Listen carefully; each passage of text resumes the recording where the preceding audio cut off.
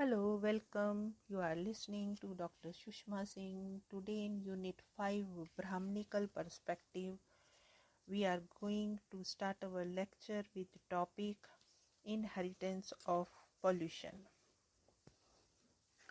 Lower castes are said to suffer from permanent impurity. All the members of a caste inherit the defilement. Stevenson explains that any waste product from the body is treated as impure. Death makes the entire body waste, and those who deals with these incur impurity. The barber who deals with the hair and nail clippings, both waste products of the body, is impure. What makes him impure to further extend to his duty to wash the male corpse of his client while his wife washes the female corpse before cremation. Similarly, the washerman washes dirty clothes, those soiled by bodily excretions. The sweeper removes feces and filth. He eats from the pots and other utensils that have been polluted because of birth or death in the family, and wears the clothes in which a man dies. In effect, the barber, washerman, sweeper, and other castes are treated as polluted because of the kind of material they handle. Pollution spread through touch, which means that one who is polluted passes on the pollution to other person when he or she touches them. This is most explicit when water and food are exchanged. A Brahman is mentioned earlier does not accept the food and water from anyone belonging to the lower caste. He may accept food which is coated with ghee or clarified butter from caste belonging to middle ranks.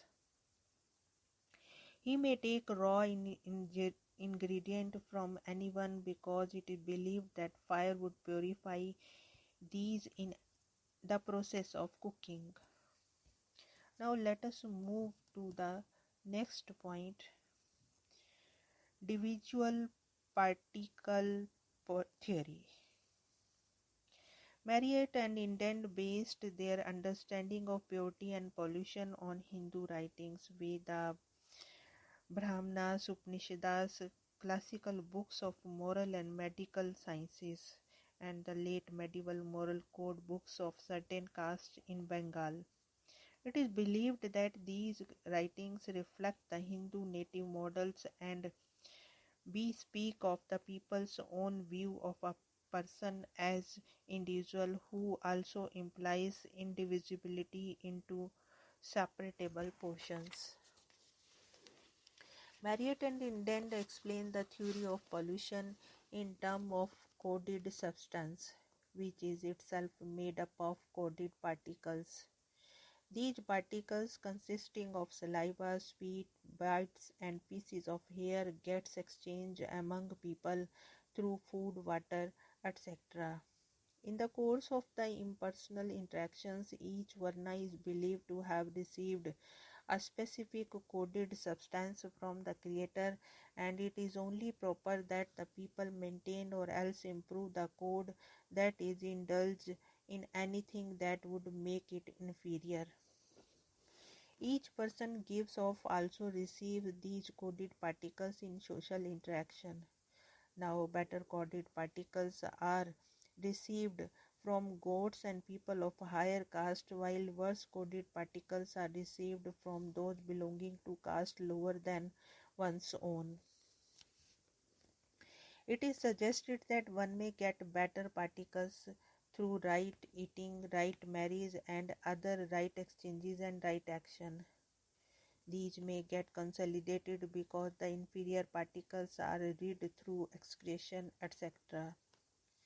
Further, they propose that particles of different kinds separate, combine, and recombine in different permutation because of the heat in the body which is generated in the process of digestion, sexual intercourse, etc.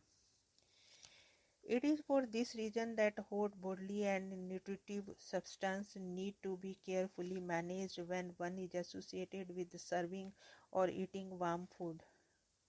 Marriott and Inden maintain that the coded substance may break up into particles that may combine and recombine with each other. This determines the degree of a person's pollution or purity, which suggests that Hindu view of a person is one that is divisible, meaning divisible into separate portions. Now let us move to the Guna theory. The Guna theory of pollution was proposed by Marvin Davis, who was a student of Marriott and Inden. This theory was derived after interviewing the Hindus of West Bengal, but it was also mentioned in the sacred books such as Bhagavad Gita, Srimad Bhagavat, Mahapurana, Purush Sukta, and Manva Dharma Shastra.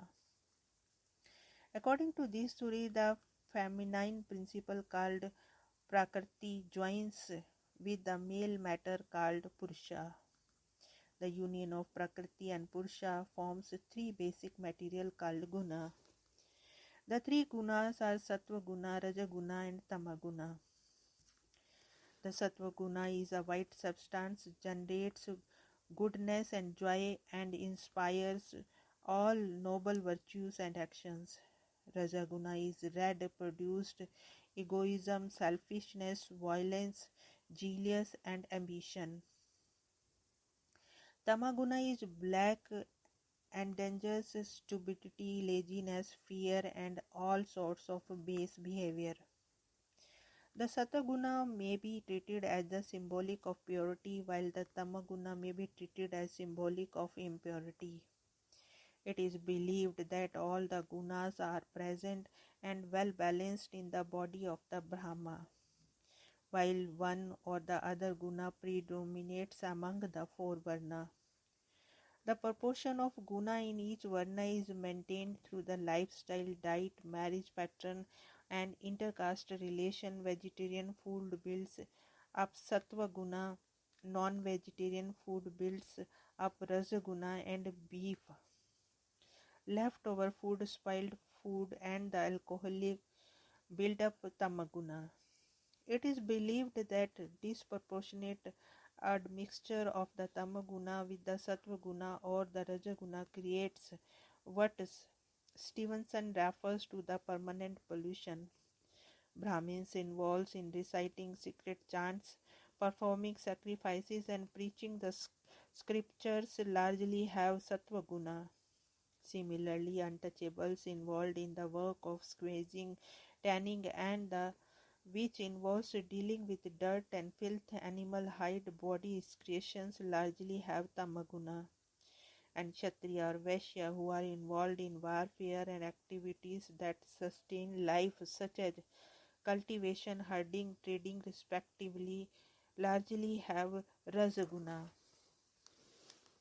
It may be understood that the people of different varnas and jatis may improve their guna through diet, work, and performance of religious ritual, meditation, and learning. Another way in which the guna may be improved is through marriage. In the word of Davis, through activities in accord with dharma and through mixing one's own physical nature with that of the sattvic substance. For example, the defining features of the birth group are transformed positively and its rank elevated. For in this way, individuals of the group and the birth group as a whole become more cognizant of Brahma and lead a more uplifting spiritual life. Here we want to close this lecture. Thanks for listening.